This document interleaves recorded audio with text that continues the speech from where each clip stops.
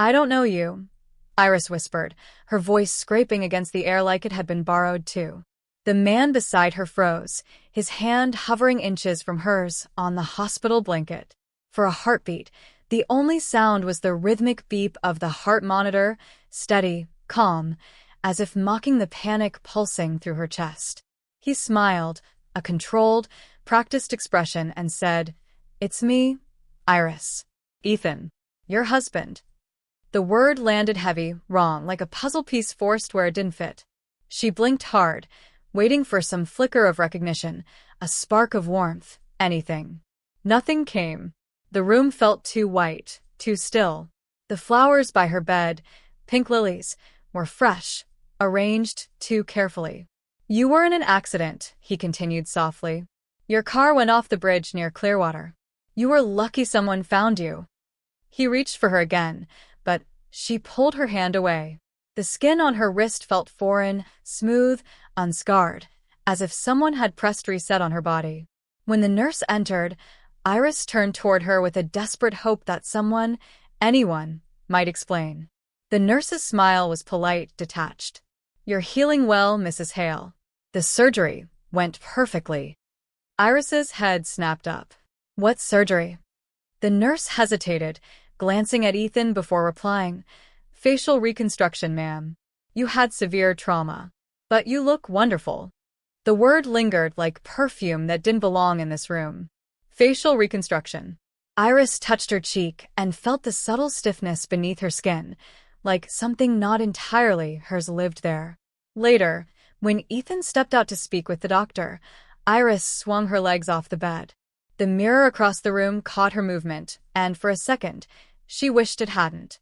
The woman staring back had her hair color, her eyes shape, but softer, unfamiliar contours. She leaned closer. Her reflection didn't look confused. It looked composed, serene, almost rehearsed. Iris blinked, but the face stayed still, as if waiting for her to catch up. "Who are you?" she whispered to it. By evening, she was discharged. The world outside felt too loud. The car ride home was a blur of rain and headlights. Ethan drove carefully, glancing at her every few seconds, like he was afraid she'd vanish. "We've been through a lot," he said gently. "You don't have to remember everything right away." His tone was kind, but rehearsed, like a man performing grief. The way he said "we" made her skin crawl. She wanted to ask who he was talking about, but the lump in her throat stopped her. The house they arrived at sat on a quiet street with manicured lawns. It looked staged, like a show home waiting for real people to move in. Inside, the walls were filled with photos, smiling faces, vacations, a wedding portrait over the fireplace. Iris stepped closer. The woman in the photo had her eyes, her hair, but something was off. The smile reached the wrong part of her face. The man beside her, Ethan, looked the same as he did now, but the woman wasn't her. Not completely. "I printed your favorite meals on the list by the fridge," he said from the kitchen, as if this were normal. "You might not remember them, but it'll come back." She nodded absently, her eyes fixed on the photos. "Where did we meet?" she asked. He looked up. "At a charity event in May. You spilled champagne on me." His laugh felt hollow. "You always said it was fate." Iris smiled tightly. "I don't remember that." His gaze softened. "That's okay. We got time." That night, when she tried to sleep, she heard whispers, not real words, just fragments. The sound of waves, a voice calling her name, then silence. She woke gasping, sweat slicking her neck. On the nightstand, her phone blinked, a single notification. "Welcome back, Iris Ward." Her stomach tightened. Ward, not Hale. The screen froze when she tried to open it. She turned toward Ethan, who was asleep beside her, his breathing deep and even. She slipped out of bed, heart pounding. The hallway was dim, lit only by a soft blue glow from a digital photo frame. Images shifted every few seconds. Her wedding, a seaside trip, her laughing with friends she didn't know. Then one image flickered too long. Her face before the crash. The caption below read, "Lena Ward and Ethan Hale, engagement party." Iris's breath caught. Lena Ward. Her name. But Ethan had called her Iris Hale. The realization crawled under her skin like ice. She leaned closer, tracing the other woman's face, the real face. It was hers, yet not. A faint creak behind her made her turn. Ethan stood in the hallway, half-lit by the frame's glow. "You shouldn't be up," he said softly. His tone was gentle, but his eyes were sharp, watchful. She straightened, trying to steady her breathing. "I couldn't sleep." His gaze flicked to the photo, then back to her. "Don't look at those old pictures. They'll just confuse you." He touched her arm. "You're safe now. That's what matters." She wanted to pull away, but something in his eyes, a plea or a warning, kept her still. When he went back to bed, she sat alone on the couch, the light from the photo frame washing her in shifting faces. Lena, Ward, Iris Hale. 2 women, 1 life. Somewhere, she thought, a line had been crossed that she could no longer see. She touched her cheek again, feeling the unfamiliar smoothness beneath her fingertips. "Whose face is this?" she whispered into the dark. The frame clicked softly, changing images again. The last photo lingered before fading. A hospital corridor, a reflection in glass. Ethan standing beside 2 identical women, one unconscious, one watching. Her throat tightened as her mind stuttered through the impossibility of it. The image dissolved into static. From the bedroom, Ethan's voice drifted faintly, half asleep. "Don't go near the basement, Iris. Not yet." She stared at the hallway door, the words circling like a slow echo in her head. Not yet. Outside, thunder rolled, distant and patient, as if the world itself was waiting for her to remember what she wasn't supposed to know. "That's not me," Iris whispered, her breath fogging the glass of the photo frame. The woman smiling back at her was wearing the same lace wedding gown hanging in her closet upstairs, the same ring on her finger, even the same shade of lipstick. But the smile, something about the smile was wrong. Too wide, too deliberate, like someone had studied her and practiced being her. The eyes were hers, but not alive in the same way. They stared with precision, not emotion. A perfect imitation that didn't feel human. Ethan's voice came from behind her. "You always loved that photo." He set down a cup of coffee, steam rising between them like a veil. She didn't turn. "When was this taken?" she asked, her tone steady but cold. 3 months ago, he said easily. "You insisted on the seaside venue." His hand brushed her shoulder, and for the first time since she woke up, she flinched. He noticed.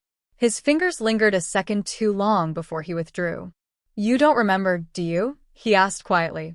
"I remember enough," she said, though every word was a lie. Later, when he left for work, Iris moved through the house like she was sneaking through someone else's life. Every photo told a story she couldn't access. There she was standing in front of a Christmas tree, at a dinner table with friends whose names she didn't know, in a park holding Ethan's hand. Each face around her glowed with recognition, except hers.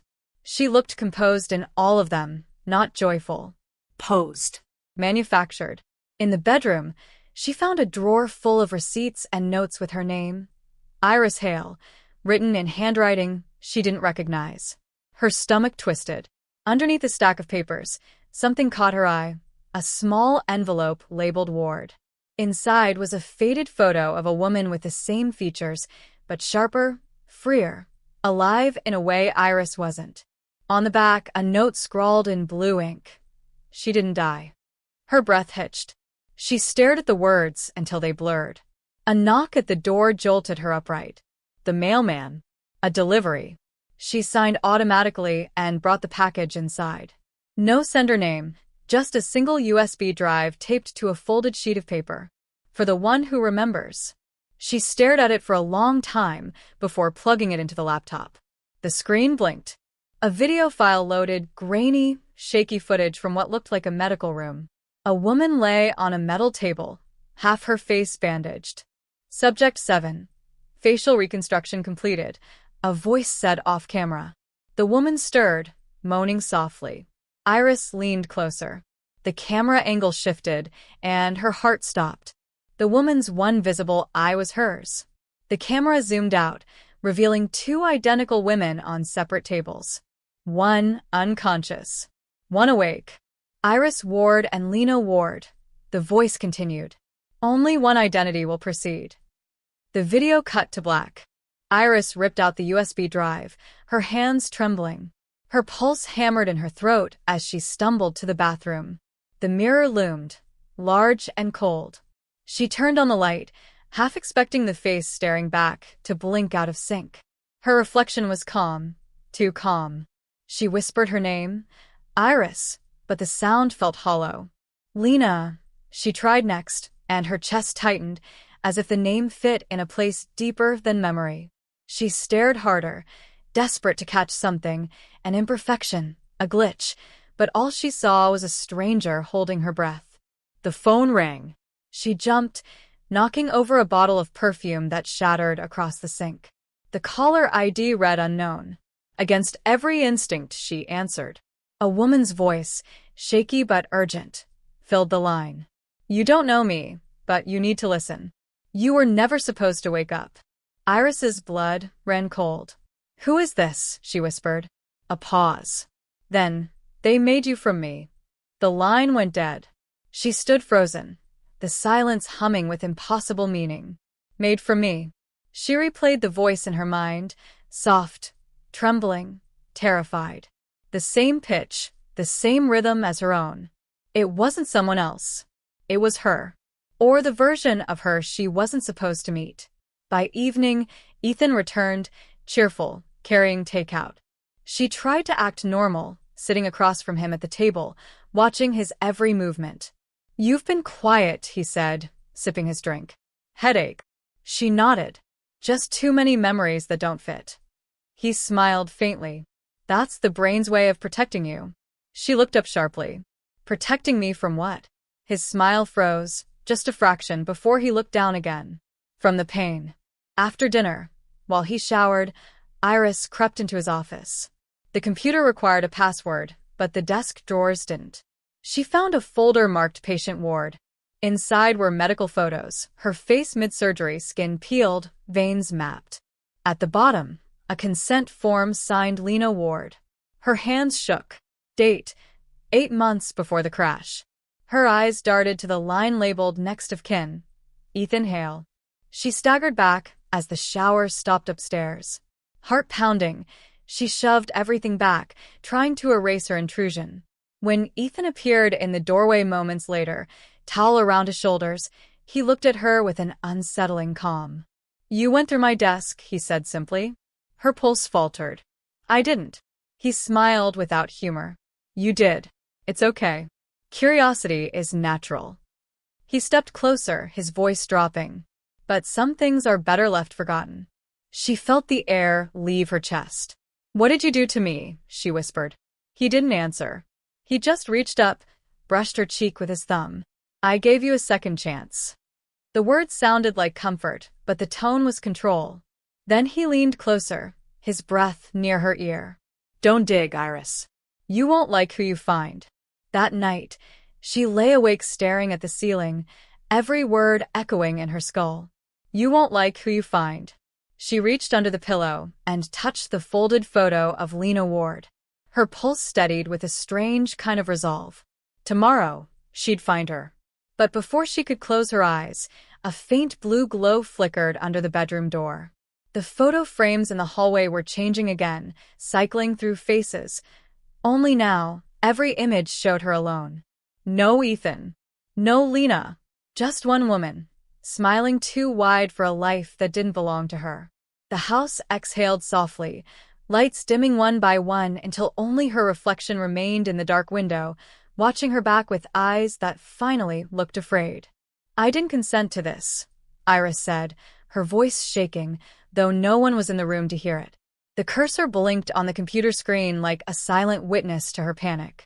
Lines of data filled the file she'd just opened from the hidden folder she'd found behind Ethan's locked drawer. Ward Rehabilitation Program, Subject 7. Beneath it, a photograph of her own face, taken mid-surgery, stitched and swollen. The document described her recovery in technical terms: nerve grafts, identity alignment therapy, neural reorientation. Then a phrase that made her stomach twist. Post-procedure conditioning complete. Emotional tether established. She scrolled down, heart pounding. At the bottom was a signature. Ethan Hale. The air around her seemed to shrink. She pressed her palms against the desk, trying to steady herself, but her body felt foreign again, her reflection in the black laptop screen staring back like an intruder. Every beat of her heart echoed with the same thought. I wasn't rebuilt. I was replaced. A soft noise made her spin. The faint hum of a hidden machine came from behind the bookshelf. She pushed it aside with trembling hands, revealing a door panel with a biometric lock, fingerprint, and retina. She hesitated, then pressed her thumb against it. The sensor flashed green. It opened. The corridor beyond was narrow, sterile, faintly humming with fluorescent light. The scent of antiseptic clung to the walls. She moved slowly, one hand tracing the cold metal. At the end was a glass door labeled Archive B. Inside, rows of sealed boxes and drives sat on shelves. A screen flickered awake as she entered, her presence triggering motion sensors. Her name appeared on the monitor. Welcome, Subject 7. Her knees almost gave out. She typed quickly, pulling up any files connected to Ward Rehabilitation. The first video began automatically. A man in a white coat stood beside an operating table. Ethan was behind him, younger, confident, hands clasped behind his back. Patient identity reconstruction continues as scheduled, the doctor said. Lena Ward, primary subject, severe trauma, psychological deterioration after loss event. Recommended, identity reassignment protocol. Ethan's voice answered from off-camera. And her twin. The doctor hesitated. Non-viable after crash. We'll use her biometric imprint for continuity. Legally seamless. Ethan nodded. Then make sure she wakes up believing she's Iris Hale. The husband can handle the rest. Iris stumbled backward, knocking over a metal tray. The noise echoed down the hall like a scream. Twin. Her breath hitched. There was another her, Lena. Maybe the real her. And Ethan hadn't just known. He had arranged it. Footsteps echoed outside. She froze, listening. A door somewhere above opened. Iris? Ethan's voice carried faintly, calm and searching. She shut off the monitor and ducked behind a cabinet, holding her breath as his footsteps descended. The door hissed open. His silhouette appeared through the glass. You shouldn't be here, he said softly. You're still healing. She didn't answer. He stepped inside, hands raised in a gesture of control disguised as concern. You've been remembering too fast. It's not safe. Her voice broke the silence, trembling but steady enough. What did you do to me? He sighed, like a man burdened by love rather than guilt. I gave you peace, Iris. You were broken. You begged me to fix you. She shook her head violently. No. I'm not her. I'm not Lena. His eyes darkened. You are whoever you need to be. That's the gift. She darted toward the exit, but he caught her arm. Listen to me, he said through clenched teeth. The truth won't make you whole again. It'll destroy both of you. She yanked free and ran. His voice followed her down the corridor, steady, almost mournful. You think you're free, but you're still built to love me. She burst into the main hall, slamming the hidden door shut behind her. The house felt different now, every corner humming with false memories. Upstairs, her phone was still on the dresser. She grabbed it and searched for the number from the unknown call. L. Ward. Her finger hovered before she pressed call. The line connected instantly. A voice, ragged but unmistakably her own, whispered, You found the archive. Iris's throat tightened. Who are you? The voice trembled. The one they tried to bury. Iris swallowed hard. Where are you?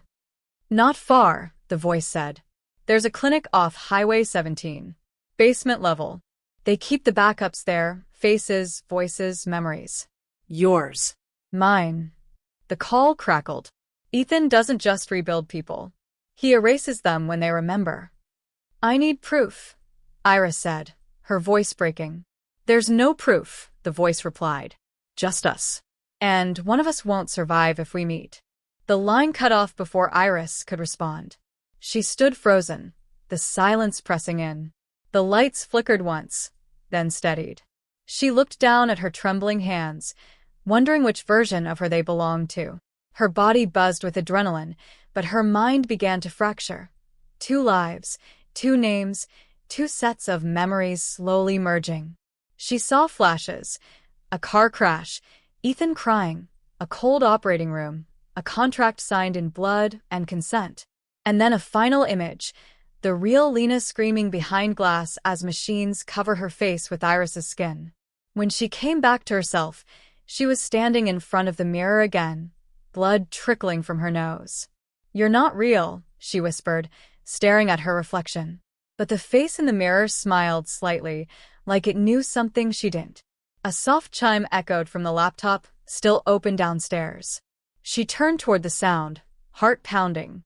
On the screen, a new file had appeared automatically. Recall session scheduled, 3 hours. Beneath it, a single instruction line blinked. Return to the clinic for calibration. Ethan's voice drifted from the hallway, calm and close. "It's okay, Iris.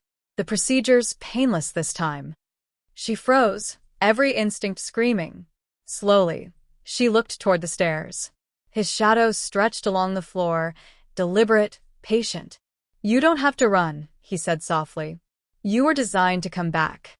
Her fingers curled into fists as the laptop screen dimmed to black, reflecting her trembling silhouette.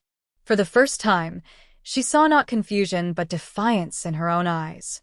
She took one step back toward the door, whispering, "Then let's see what happens when the design breaks."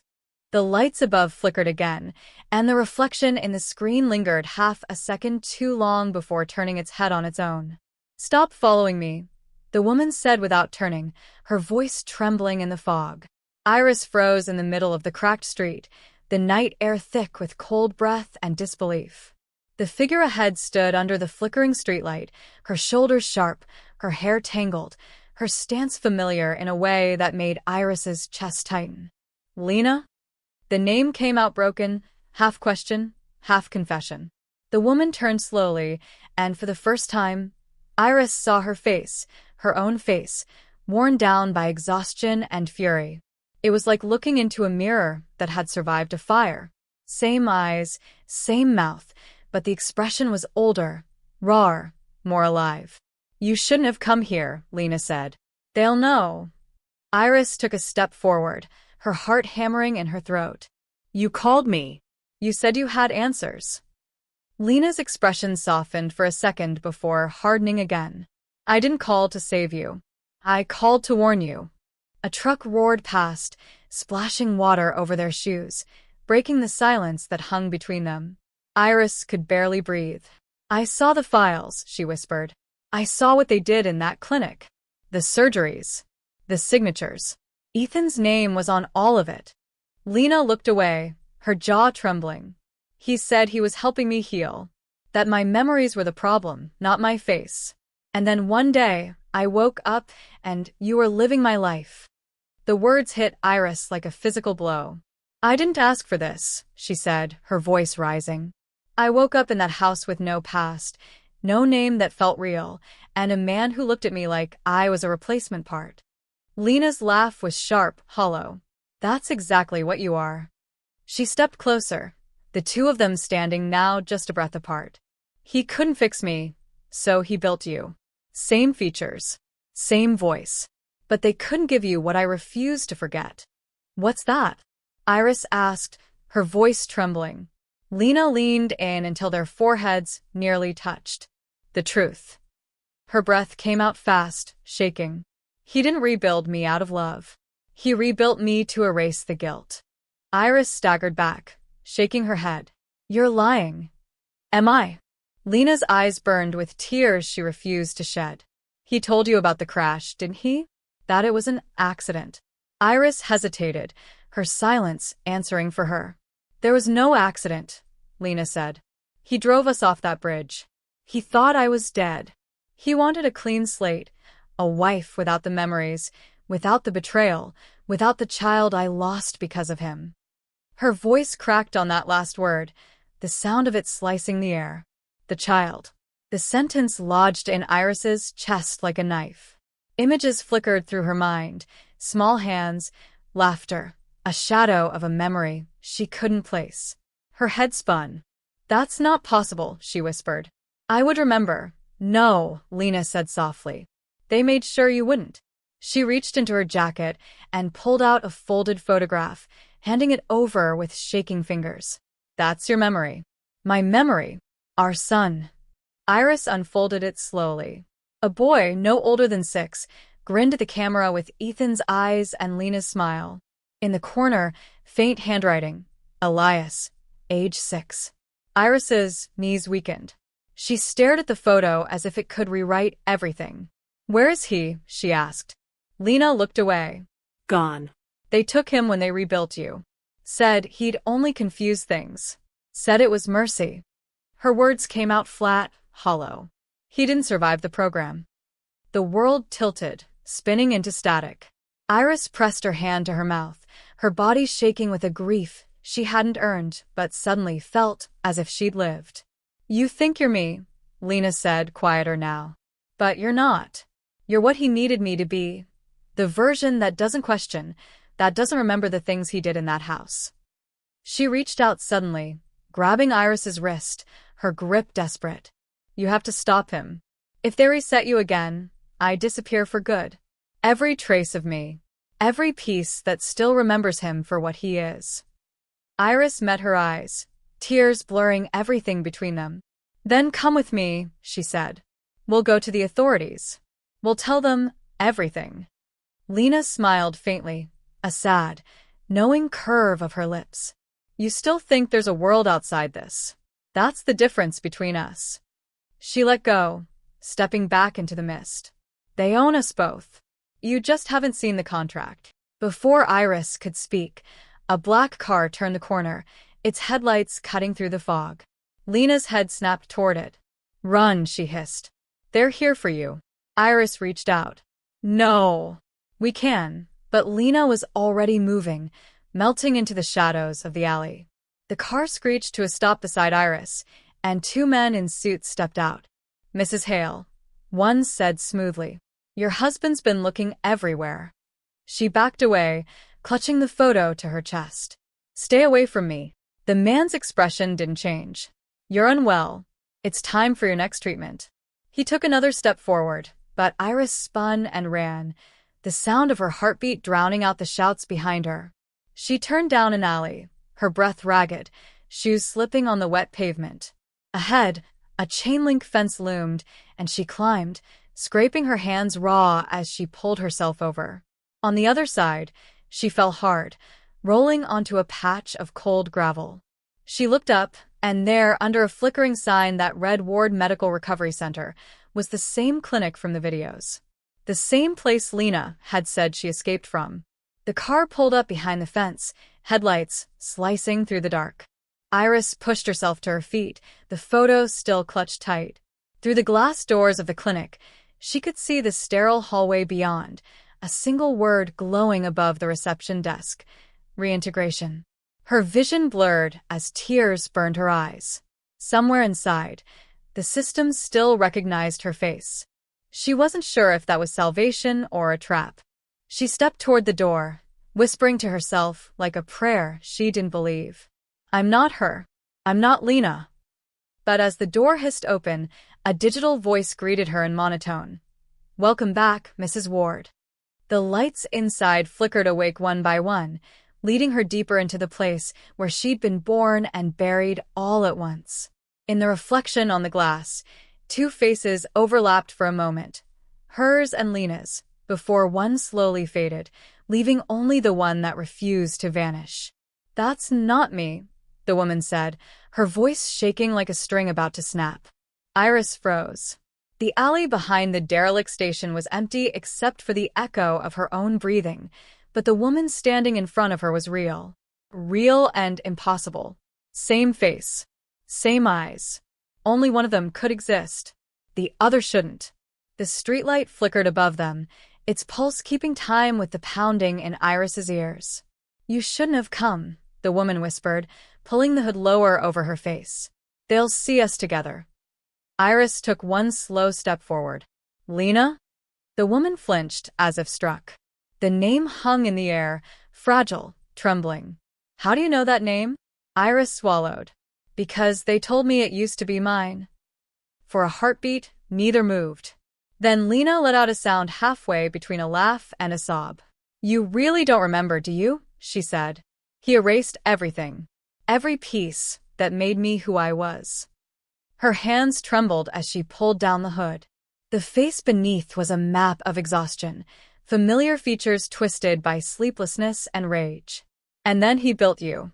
"I didn't ask for this," Iris said, her throat tightening. "I woke up in his house. In your bed. He told me I was his wife." "You were," Lena whispered. "Just not the one he loved." She stepped closer, their faces now inches apart. The resemblance was unbearable. He needed someone who wouldn't look at him and see what he did. Iris shook her head, backing away. "He said there was an accident."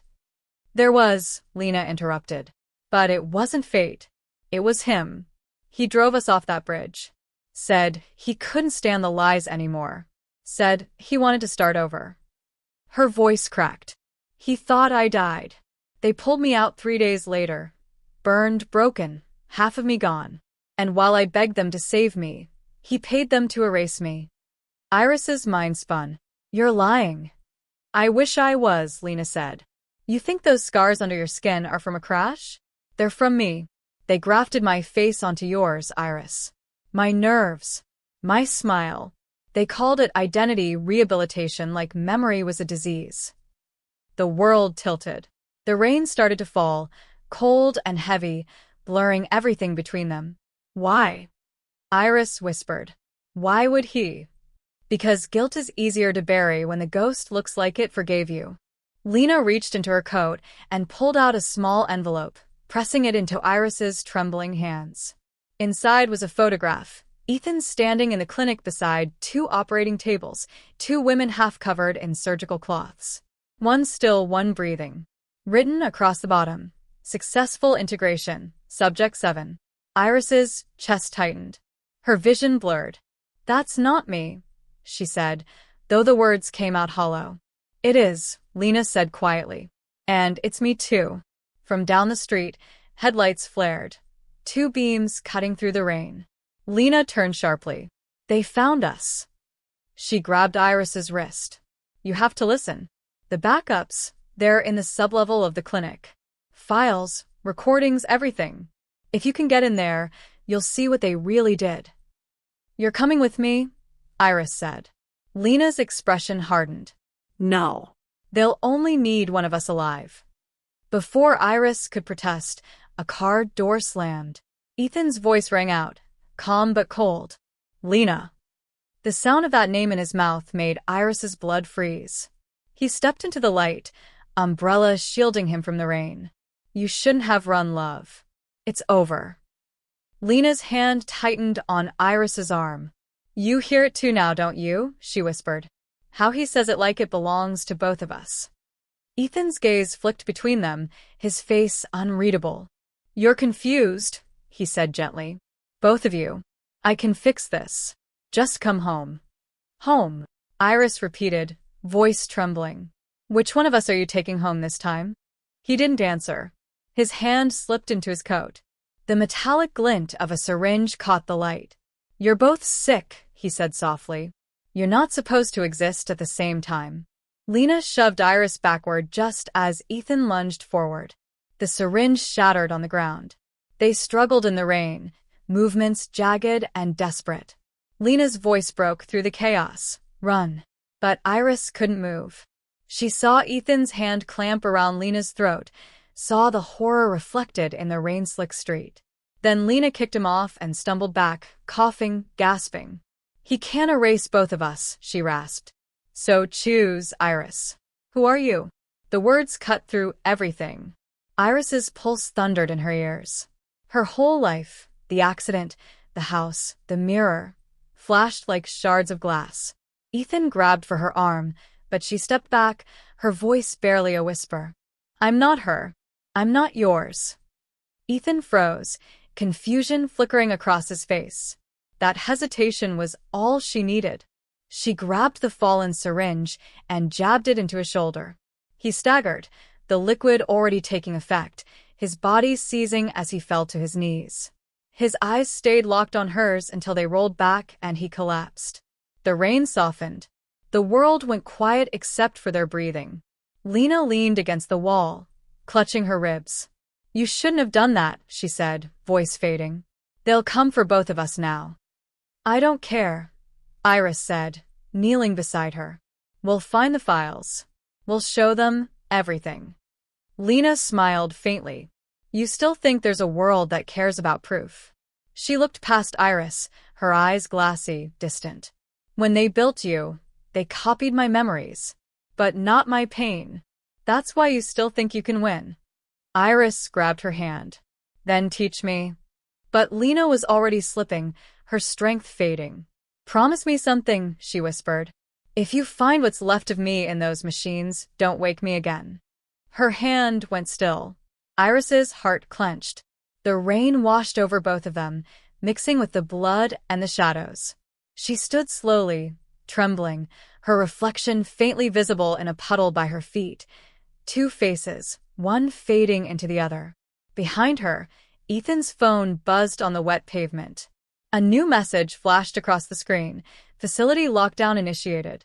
Subject 7 recall in progress. Iris stared at it, her pulse quickening. Somewhere far off, sirens began to wail. She looked down at the photograph still clutched in her hand, 2 women, 1 life, and whispered, "If they built me to forget, then it's time I remember everything."